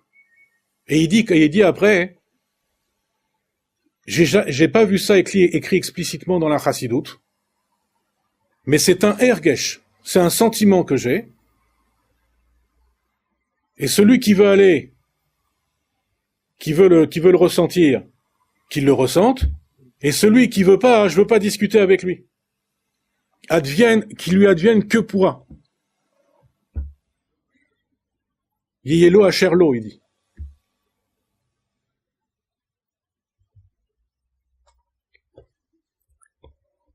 Donc, on voit ici que le rabbi, c'est quelque chose d'essentiel. Quand le chassid, il s'attache au rabbi, c'est Atzmut Umaout Betor Gouf, le rabbi. Le rabbi, il dit ça. Atzmut Umaout Betor Gouf. C'est quoi ici? Ça nous rappelle nos phénomènes de Hitlapshut et de Hitgalut. Et quand un chassid, il s'attache à son rabbi, que lui-même, il est attaché à Kadosh Baruch Hu, il en ressort de pourquoi le rabbi dit ça. Si le rabbi dit quelque chose, c'est qu'il y a un chidouche. C'est que ce lien-là entre chassid, rabbi et Akadosh Baruch Hu, il est plus fort que Israël, Oraita, Vekutsha, Beruchu. Il est plus essentiel. Encore. Quand un chassid, il s'attache à son rabbi, il s'attache de tout son être, il n'y a pas d'intermédiaire. Dans ce sens, dans le sens de Ratso, c'est-à-dire dans le sens du chassid vers le rabbi, il n'y a pas d'intermédiaire. Quand le chassid est attaché au rabbi, il est attaché à Dieu. Atzmut umaout betor gouf. Par contre, quand le rabbi dispense au chassid, beshuv, dans un mouvement de shuv, alors à ce moment-là, on peut distinguer les trois phénomènes qu'il y a ici. Parce que le rabbi, on a dit, il est une neshama chadasha. Qu'est-ce que ça veut dire une neshama chadasha? Selon les Kitvei Haris, il y a deux sens. Soit c'est une neshama qui était incluse dans Adam Arishon, mais qui n'a pas participé à la faute. Soit c'est une neshama qui est chadasha les gamre, qui était même pas incluse dans Adam Arishon. Par exemple, Admour Hazaken est une neshama comme ça. Les Rébim de Chabad, ils sont des neshamot chadashot comme ça. Pareil, c'est la même chalchelet. Donc ça veut dire que c'est des choses, ça veut dire quoi? Ça veut dire que c'est quoi ces neshamot-là? C'est-à-dire, c'est quoi une neshama comme ça? Une neshama, quand Rabbi, il est cette dimension de neshama chadasha, ça veut dire qu'il est capable de se souvenir d'avant tout ce qui est avant le tzimtzum. C'est-à-dire avant quoi que ce soit, et pas seulement avant le tzimtzum, avant même toute émanation d'être, toute émanation de l'essence. C'est neshama chadasha. Il se souvient de ça. Donc avec ça, grâce au fait qu'il est neshama chadasha, Arnachnu Yodim, on connaît le Or Ein Sof. Mais nous, il nous le descend degré par degré. Neshama de Hatzilut, Masig Elokut. Il perçoit la Elokut. Au niveau de la Hatzilut. Et en plus de ça, il est Neshama Klalit. Qu'est-ce que ça veut dire Neshama Klalit? Qu'on est tous inclus dans lui. C'est quoi la différence? Et ça, c'est une caractéristique essentielle. Qui est valable que, c'est pour ça que Adam c'est Rachetevot, dans les Kitvari, on dit que Adam c'est Rachetevot, Adam, David, Mashiach. Pourquoi? Parce que ces trois-là, ils ont cette caractéristique particulière de Neshama Klalit. C'est-à-dire que toutes les âmes sont incluses en eux. Adam Arishon, c'est pas shoot, c'est décrit dans les Kitvari, que toutes les âmes, bon, sauf les Neshamot Radashot, sont inclus en eux, mais en vérité, pourquoi il y a la Neshama Chadasha, les Gamri, elle n'est pas incluse? Parce que justement, il y a eu le Tzimtzum et tout ça. Mais en vérité, fondamentalement, c'est inclus, c'est fait partie de cela, puisque Rabbi Yitzhak Aizik, il a dit d'Admour Hazaken, que Admour Hazaken, c'est Adam Kadmon avant le Tzimtzum. Et effectivement, dans les Kitvari, on trouve un Adam là-bas. Ça s'appelle Adam Kadma Stima. Adam Kadma Stima, ça s'appelle. Et donc, ça veut dire qu'il se rappelle. Et la Neshama Klalit, donc, elle contient toutes les âmes. Le Adam Arishon contient toutes les âmes. Et David Améler, ce qui en fait un roi tout à fait spécial, c'est parce que lui aussi contenait toutes les âmes. Au point de quoi? De pouvoir, quand un juif vient le voir, ou même ne vient pas le voir, de pouvoir lui donner une orientation dans sa vie. Pas une orientation, l'orientation de sa vie. Un roi comme Shlomo Améler, qui était Achi Chacham, qui était très Chacham, ça il n'était pas capable. Pourquoi? Parce qu'il n'avait pas cette caractéristique de Neshama Klalit. Et cette Neshama Klalit, ici, on la voit apparaître en dernier. Ici. Donc, la source de toutes les âmes, ici, c'est dans la Malchut d'Atsilut. On a mis la dernière caractéristique, nous, dans le Da'at. Mais en réalité, le Da'at et la Malchut sont très liés. Puisque le nom du premier Meller de Tohu, il est quasiment le même que le nom du dernier, qui est Da'at, est quasiment le même que le nom du dernier Meller de Tohu. Donc, ça veut dire qu'il y a une relation intime entre le Da'at et la Malchut. Et ici, donc, un véritable roi, un roi messianique, donc c'est un roi qui est capable de donner l'orientation de sa vie de chacun de ces Neshamot qui sont inclus dans lui. Il voit en lui-même, et du coup, il voit en nous. Il y a un phénomène ici encore de Hitkalelut, d'interinclusion. Donc, ces trois, donc on voit que, ici, que c'est très important de voir que la Hatzilut, donc c'est un intermédiaire, et en particulier que cet intermédiaire-là, il agit en tant que tel, c'est-à-dire en tant qu'intermédiaire, par le développement de son propre Chabad. Chochma, Bina, Vedaat.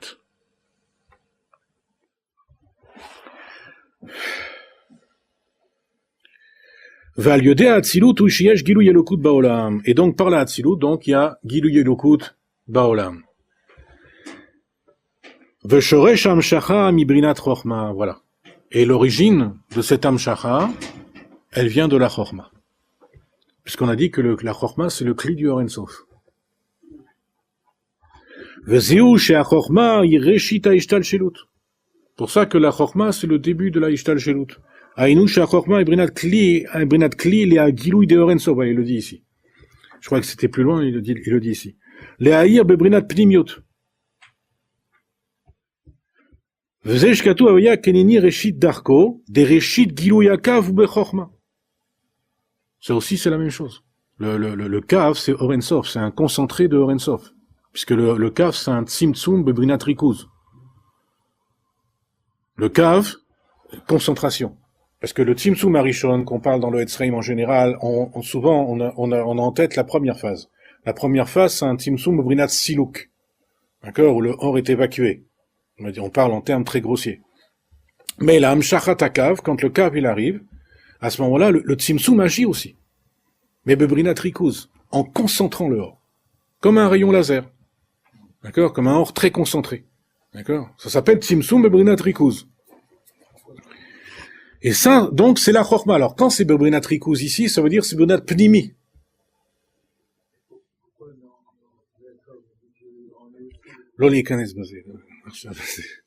C'est trop dans le détail. C'est pour ça. Donc ici, le kav, c'est bebrinat rikuz. Ça veut dire c'est du or pnimi. Parce que tout le phénomène de hamshachat kav, c'est quoi? C'est un phénomène de hitlapshut. Tout le phénomène de hamshachat kav, c'est un phénomène de hitlapshut. Et de hitgalut dans un deuxième temps. Pourquoi? Parce qu'on voit bien, qu'est-ce qui produit le kav? Tous les olamot. Adam Kadmon et Abia. Donc il y a aussi un phénomène de hitgalut. Et là on a mentionné que le début de la hitgalut. Donc tout ça vient du fait que le kav c'est quelque chose de pnimi. Et du coup, comme ça, c'est Orensov berikuz, c'est un Orensov concentré, il se dévoile dans la chorma, qui est Reshit Agilouy, comme on a dit tout à l'heure. Liot de klalut inyanaka voulait haïr et taolamot. Pourquoi? Parce que tout le sujet du kav, c'est quoi? C'est d'illuminer les mondes. Mais avant, il est beit lapshut. Il est beit lapshut, et la preuve en est, c'est que quoi? Comment on voit qu'il est beit lapshut? Parce que le kav, c'est lui qui est me'atsev et takelim, c'est lui qui forme les kelim. Toute l'expansion du kav, tout son voyage, entre guillemets, toutes ces tribulations au kav, c'est pour arriver à former les kelim. À partir de quoi? À partir du Reshimu. Du Orensov. Enfin, de ce qu'il y a avant le Tzimtzum, sans rentrer dans le détail. Donc c'est lui qui est me'atsev, c'est lui qui forme le kli. C'est-à-dire quoi qui forme, comme on l'a dit tout à l'heure? Ça veut dire que il va leur donner une existence, une metsiout. Le kli va acquérir de la yeshut. Parce que on va voir plus loin que le tzimtzum arishon par le tzimtzum du arishon du Etzraim, les otiot, les lettres, c'est-à-dire l'origine des kelim, à chakika, les otiot gravés qui sont avant le tzimtzum, sont pas birlal touchés par le tzimtzum. Elles apparaissent dans le Mekom et Halal, dans l'endroit du Halal, c'est-à-dire dans l'endroit du Tzimtzum, exactement comme elles étaient avant le Tzimtzum, c'est-à-dire avec Oto Bitoul, le même Bitoul. Et du coup, le Kaf, qu'est-ce qu'il va faire? Il va nous révéler ça. C'est comme si on rentre dans une pièce complètement obscure, avec une torche électrique. Et à chaque fois qu'on éclaire quelque chose, évidemment, le machal, il est limité. Parce que on n'est pas méhavé. On le porte pas à l'existence. Mais là, c'est quasiment le porter à l'existence. Quand on l'éclaire, on le fait être en même temps. Il est déjà là, mais il faut ce or du cave, cette lumière du cave, il fait quasiment être le kli. Comme on a dit tout à l'heure, le kli, il acquiert de la yeshut. Chez Brinat Gilouy Kenoda, Vereshit Gilouy Ekav, Liot, Brinat Agilouy Baolamot, ou Bechorma, voilà. Chez Akli, Klalit, Lekabel, Betora, Brinat Agilouy de Orensov. Baruchu. Donc, c'est ça le premier Kli, qui est capable, susceptible de recevoir le Gilouy de Orensov, le Pnimiut. Parce qu'il n'y a pas que ça. Ici, on se rappelle qu'on est dans une dimension, après le Tzimtzum, on est certes après le Tzimtzum, mais on est dans une des deux dimensions qu'on appelle Or Pnimi. Il y a le Or Makif. On avait commencé à l'aborder avec le Ratson. On l'a laissé pour l'instant de côté, on va le retrouver après.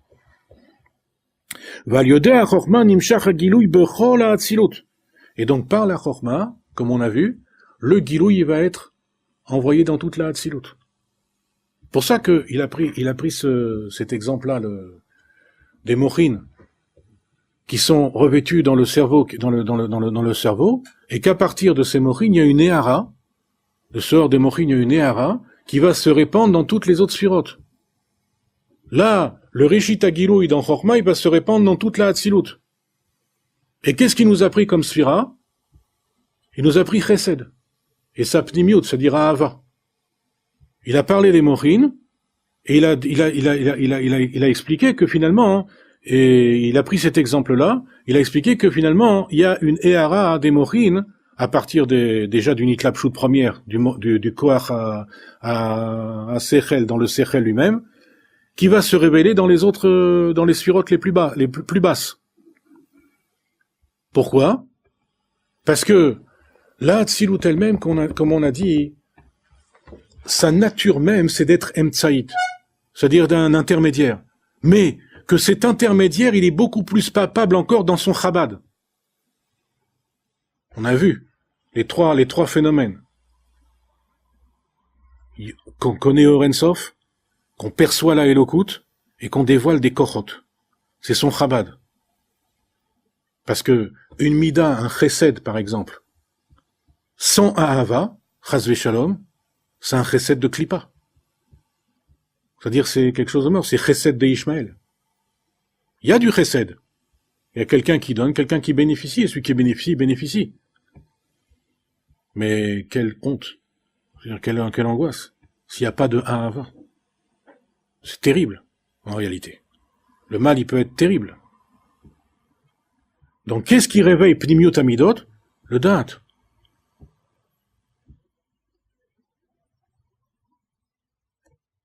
Et c'est pour ça que il nous a pris cet exemple-là du Chesed. Pourquoi? Parce que comme la Hatzilut elle-même, elle est intermédiaire, d'Afka, disons, essentiellement par son Chabad, par sa Chorma, ensuite par sa Bina et par son Da'at, eh ben ça nous renvoie au Maaseh Bereshit. Bereshit, Bara, Elohim. Qu'est-ce que c'est Bereshit? C'est les mêmes lettres que Barachet. Il a créé 6.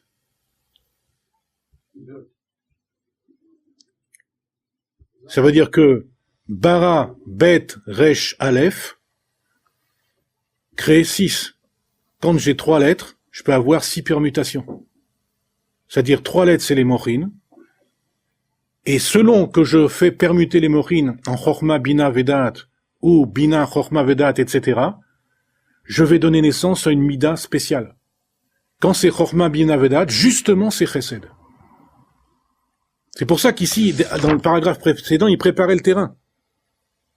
Pour comprendre véritablement ce que c'est que l'essence même de l'intermédiaire de Hatzilut. Et c'est pour ça qu'il les a pris comme Zan Midat HaChesed. Pourquoi? Parce que la Hatzilut, elle agit justement comme ça. C'est pour ça qu'on appelle la Hatzilut Olam Chesed Yibané. Il est Chesed. Pourquoi? Parce que le développement essentiel qu'il développe, c'est Chorma, Bina, Vedat dans l'ordre. Et ça donne naissance à la Mida de Chesed. Par contre, ici, dans le phénomène de Hitlapshut, on n'a pas le même ordre.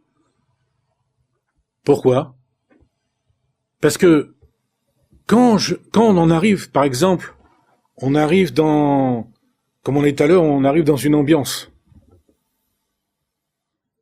Et on est nouveau là-dedans. On est nouveau. On arrive par exemple dans une choule. On est nouveau. On est un peu angoissé. On ne sait pas comment on va nous regarder. Est-ce que je vais trouver une place? À côté de qui je vais m'asseoir? Est-ce qu'ils vont me faire monter à la Torah? On ne sait pas tout ça. Donc, si on veut être accepté et ne pas être rejeté, donc il faut se mettre dans un état de Hitlapshut. Mais c'est quoi un état de Hitlapshut? Comment on se met dans cet état de Hitlapshut? En réfléchissant. Non. Parce que Chorma, ça n'est pas du Sechel, c'est Kli Leorensov, par la Bina. Non? Par la Bina. Pas la bina, si on réfléchit, on regarde les composantes, et on exerce sa faculté d'analyse, c'est la bina. Donc, Hitlapshut, c'est quoi? C'est bina. Hitgalut, ça va être Chorma, justement. A Chorma taoz la chacham. Comme on a vu dans le verset. C'est le phénomène de Hitgalut. Ici, on a un phénomène différent. On a bina, Chorma, et ensuite le troisième, il l'a dit au début dans le résumé qu'il a fait du Mahamar précédent, il y a Hitlapshut, Hitgalut, il dit comme ça, chez Akoach mitlabesh ou mitgalé ou mitached. C'est la sphira de la hardout, c'est le da'at. Chassadim et gvorot dedans. Donc ici on voit aussi on l'avait déjà vu, il y a une troisième étape. Mais ici on voit que tout le phénomène de Hitlapshut, il commence par bina. Bina, chorma, veda'at. C'est-à-dire, Hitlapshut, Hitgalut, Hitardut. Donc, on voit que c'est pas toujours la même chose. Ça donne naissance à des midotes différentes. Nous, on a vu que c'était chesed avant. Donc ici, ça peut donner la naissance à la mida de Hod. Un autre sérouf. Valyodé à Chorma nimshach hagilouy ba'atzilut, voilà. Bechol ha'atzilut v'gam ba'olamot bia ba'malachim v'neshamot sheyeye ba'em asagat elokit v'gam b'neshamot sheyardu lemata sheyodim u'masigim elokut. Donc jusqu'où ça va ça? Donc il y a une Hitgalut, comme on l'a dit tout à l'heure, sans sans shehiya, sans attente immédiate, mais ça se prolonge ou quasi immédiate, puisque le tikkun il n'est pas en vérité complètement complet, à tel point que le Rabbi Shlomo Eliashou il nous dit faites attention, la Hatzilut c'est un olam rochani, mais il n'est pas encore véritablement Eloki, bien que des fois par excès de langage, par abus de langage, on emploie le mot Elokut pour la Hatzilut, mais il n'est pas vraiment encore Eloki. Parce qu'il n'y a pas une adéquation encore totale entre les kochot et les kelim là-bas. Parce qu'il y a un décalage, comme c'est expliqué dans les Kitvei Hari. On va pas venir là-dessus. Alors, et donc, il nous dit, il y a un Hitgalut, donc dans la Hatzilut, et aussi dans les Olamot, Bria, Yetzira, Asiya. Il dit, Malachim. Malachim, c'est l'Olam à Yetzira, c'est l'Olam des Malachim. Veneshamot, c'est l'Olam de Bria. Sheyeye Baem Asagat Elokit. Donc ça, c'est le Gilouy. D'accord? Asaga Elokit, c'est le Gilouy, parce que si c'est Stam de la Chayut, si c'est Stam de la vitalité, encore moins plus bas de la Hitavut, c'est pas de la Elokut. Encore. Vegam Beneshamot Shiyardu Lemata Shiyodim Masigim Elokut. Ça, c'est Asiya. Et aussi dans les âmes qui sont descendues en bas et qui perçoivent la Elokut dans le monde d'Asiya. Shechol Zi ou Beshoresh Shorsho Mibrinat Chochma de Hatzilut. Tout ça, ça vient d'où? De Chochma de Hatzilut. C'est elle qui se révèle. Pourquoi? Parce qu'elle est Nekuda des Naïtz.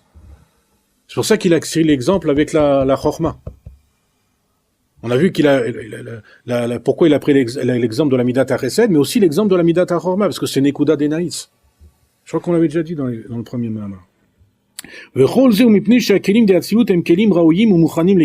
Pourquoi? Parce que tout ça vient du fait que les Kelim des Hatzilut, justement, sont en adéquation, sont adéquates pour pouvoir recueillir le Or. Et le Or, il est, en eux, il est Beit Lapshut, Pnimi, et aussi Beit Galut. Et par là même, donc, par l'intermédiaire de Malchut d'Atzilut, donc le Gilou, il vient aussi, même dans le Olamot Bia. Kitsur.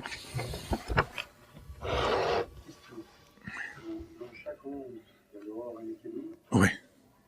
C'est-à-dire, dans chaque monde, il y a le Or, les Kélim, mais en particulier dans le monde de Bia, on a vu Atzilut. Au-dessus d'Atzilut, c'est encore autre chose. Alors déjà, dans Atzilut, il y a cette symbiose entre l'or et les Kélim. Oui. C'est-à-dire que ça se retraduit la même chose dans chaque monde. Oui. Jusqu'à ici. Oui. Donc au fur et à mesure, la lumière elle diminue. Elle diminue tellement que on dit que c'est marqué c'est ramené souvent dans la Chassidut que ce sont les kelim, les derniers kelim d'Atsilut qui deviennent les neshamot des mondes de Bia.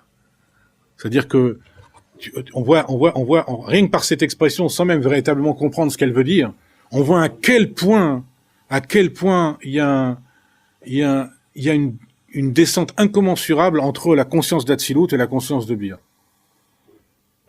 Puisque la conscience d'Atsilut, finalement, elle est donnée par les kelim d'Atsilut, dans Bia. C'est pas du tout la même chose. La conscience de Bia, pardon, elle est donnée par les kelim d'Atsilut. Ça n'a rien à voir. Mais tout ça, c'est possible parce que ils ont, comme on a dit, ils ont récupéré, donc, les potentialités du Ensof. Alors, vous voulez qu'on arrête là? Je vois. Hein, ça fait beaucoup? Ça veut dire que dans chaque monde, il y a cette Hitlapshut et cette Hitgalut. Voilà, exactement. Ouais. C'est-à-dire, à partir d'Atsilut. Puisque Atsilut, ça commence là. D'accord? Ça commence la Hitlapshut en Atsilut. Avant, il n'y a pas de Hitlapshut, puisqu'on est dans un phénomène, par exemple, de Shvirat HaKelim avant Atsilut. D'accord? On arrête là? Petite question. D'abord, tu as donné l'exemple entre les Hitlapshut et le grain. Mais lorsqu'on parle de Hitlapshut, donc c'est la lumière qui reste a priori telle quelle. Non, elle reste pas telle quelle. Elle perd son être. C'est pour ça qu'on a donné l'exemple du grain, parce qu'il se néantise. Il perd son être. Il n'est plus un grain, mais il transmet au Koach Hatzomeach de la terre son programme. C'est ça. D'accord? Et en vérité, c'est pas le grain qui fait toute la force, c'est le Koach Hatzomeach. Mais le Koach Hatzomeach, sans le code génétique, si tu veux, entre guillemets, du grain, il peut pas, d'accord? Matzmiar. En réalité, la durée de vie de ce or-là est limitée à ses passages. À chaque fois qu'elle passe dans une sorte de terre céleste, quoi, dans les sphirotes en haut, elle se perd, elle envoie son programme et elle crée autre chose. Elle a pas de continuité. C'est le début du phénomène de Triatamétim, parce qu'après il y a Idgalout. C'est le phénomène de Triatamétim. Une Idgalout, le grain il est perdu. Non, parce que la Idgalout du grain, c'est quoi? C'est l'arbre. Oui, mais pas le grain lui-même. Mais c'est le grain lui-même. C'est le grain lui-même avec le Koach HaEnsof. Tu comprends? Hein? Il perd lui-même. C'est-à-dire que... Non, c'est la même, c'est le grain. C'est le grain, mais avec le Koach HaEnsof. C'est vraiment Triatamétim. C'est Mikoach à la poêle. Ah, ça c'est comme un phénomène de Yesh Me'ayin en vérité. Parce qu'il est Brinat Aïn, il devient Aïn. Le grain, voilà, il devient Aïn. D'accord? Donc il est comme Met. D'accord? Si on peut dire. C'est pas comme exactement pareil. Mais dans Triatamétim, il y a quand même l'idée du lose. Là, on n'est pas du tout dans la même chose. Mais on n'est pas des losers, nous. On veut pas de Triatamétim. Peut-être qu'on va le voir. On veut. On veut la certification qu'on va revivre. Tu comprends là? C'est qu'il y a quand même ici une perdition pour Triatamétim, si on prend l'idée générale. C'est que le lose permet. Parce que ici, mais on déborde un peu, mais ici, on a vu ici qu'un type d'intermédiaire. Non, non, mais c'est une très bonne question. Mais on a vu qu'un type d'intermédiaire. L'intermédiaire dans les Olamot. D'accord? Ouais. Ensuite, on voit l'intermédiaire qui est constitué, par la Torah elle-même. Un Memutsa des Torah, que c'est autre chose encore. Et c'est grâce au Memutsa des Torah qu'il peut y avoir Triatamétim. D'accord? L'intermédiaire de Hatzilut, qui fait que dans les Olamot, c'est une condition nécessaire, mais c'est pas ça qui fait véritablement Triatamétim. Triatamétim, en vérité, c'est quelque chose qui va être possible grâce à l'intermédiaire des Torah, mais Mutsa des Torah qu'on n'a pas encore vu. Les Torah, ce serait quoi, le code génétique? Hein? Ce serait le code génétique? Ce serait le code génétique de Dieu. Aujourd'hui, avec le clonage, on n'est pas loin. Mais, hein? Aujourd'hui, à Los Angeles, avec $20 000, on te refait ton petit chien qui est perdu, quoi. C'est avec le Kelly, on te refait pratiquement. Oui, mais même s'il y a des améliorations, etc., ça n'a rien à voir avec une amélioration en-sophite, infinie. C'est ça qu'on cherche, nous. Mais un juif, ça ne le satisfait pas. Donc il y a comme une concurrence. On est ici dans une véritable guerre. On est dans une guerre. Et il y a une concurrence ici entre le développement de la science et le développement de la Torah. Et en particulier le développement de la Torah sous sa forme psychologique.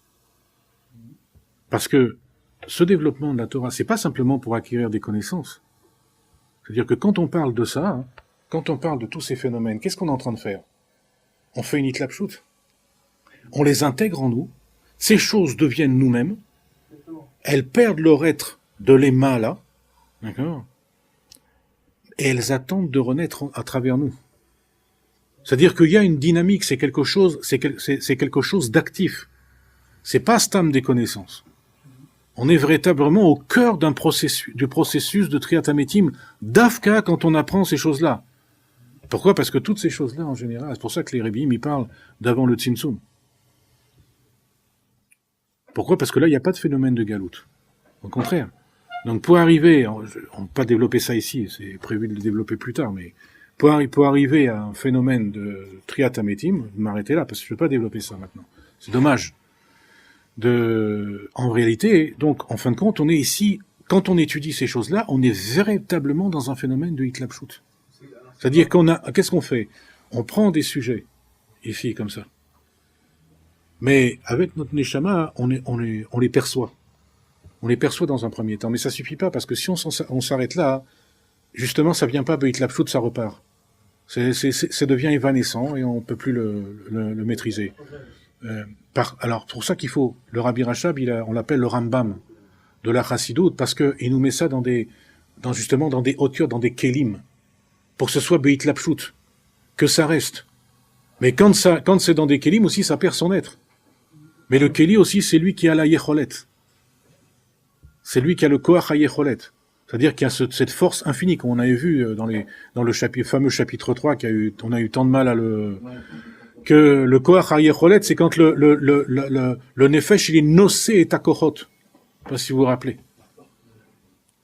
À pas confondre avec les kochot comme telles qu'elles sont kloulim ba nefesh.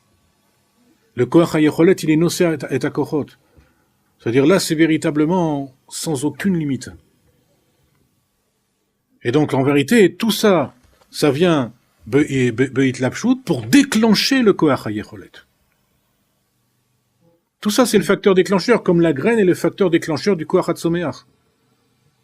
Donc, quand on fait ça, en vérité, on est en train de se planter des graines. Pour triata métim. Et c'est nous qui sommes appelés métim. Hein? Eh oui, bien sûr. C'est nous qui sommes appelés métim. C'est ceux qui sont chayim, ceux qui vivent comme des morts, qui sont appelés d'abord métim. C'est pas le chidouche, c'est pas celui qui est mort. Celui qui est mort, c'est pas un chidouche. C'est nous qui sommes kruim métim, comme c'est marqué dans le Zohar, Kadosh. Mais ça reste dans le phénomène psychologique, parce que la mission triatamétime, c'est une résurrection. L'âme, elle a une réalité. Tout ça, ça a une réalité. C'est pas triatamétime. Et c'est parce que d'abord, triatamétim, c'est expliqué dans la Chassidoute que ça fait par triatamétim ba nefesh, et ensuite ça vient bagouf. On peut pas faire triatamétim bagouf s'il n'y a pas d'abord triatamétim ba nefesh. Ça veut dire ba nefesh, dans la conscience. S'il n'y a pas véritablement un renouveau total de la conscience. Et c'est ce qu'ils font les Rébim, ils nous transmettent ça. Il faut voir que ça, c'est leur conscience à eux. Non, mais je pense que la difficulté, c'est d'essayer de comprendre comment, à partir d'un renouveau de conscience, on va pouvoir à l'extérieur de nous provoquer un renouveau des morts. Et c'est là qu'on va voir, c'est là qu'on voit que tout ce qui s'appelle Rouhani, tout ce qui s'appelle Kohar, ça a vraiment une réalité. Et c'est même la réalité intrinsèque de toute chose. Que la réalité intrinsèque de toute chose, ce n'est pas le matériel. Ce qui donne le sens de la réalité, comme on a vu tout à l'heure, c'est le Kohar, c'est lui qui donne de l'être au matériel. Donc si on insuffle dans le matériel un programme En-Sofi, alors lui-même il va révéler sa possibilité, son Yecholet, son Kli, son Yecholet En-Sofi. Et c'est pour ça que on a un travail ici. Souvent, on pense que on a le devoir finalement d'unifier la Torah et la science. Mais il y a aussi une opposition. Il y a aussi une concurrence. Et c'est une concurrence qui est un sujet grave. C'est-à-dire qui arrivera le premier. C'est-à-dire que la science, elle est, a priori, elle aussi, elle n'a pas de limite. Mais elle n'a pas de limite dans une autre direction. Pas forcément dans la direction qu'il faut. On dit pas que Tandis que là, avec ça, on est dans la bonne direction. D'accord? Et on ne passe pas, et on ne passe pas par l'univers de la technologie du tout. On passe par l'univers de l'âme. Ça n'a rien à voir. pourquoi faire une dissension? Ça ne veut pas aller ensemble? Ça va finalement ensemble. Mais le rôle du peuple juif, c'est de montrer la prédominance de l'âme sur le corps. La prédominance du cave qui éclaire donc tout le makom et halal. Pour l'instant, le cave, il éclaire pas. Pourquoi? Parce qu'il est l'omit pachet à la sauf. Bon, on va pas tout... Allez, vite.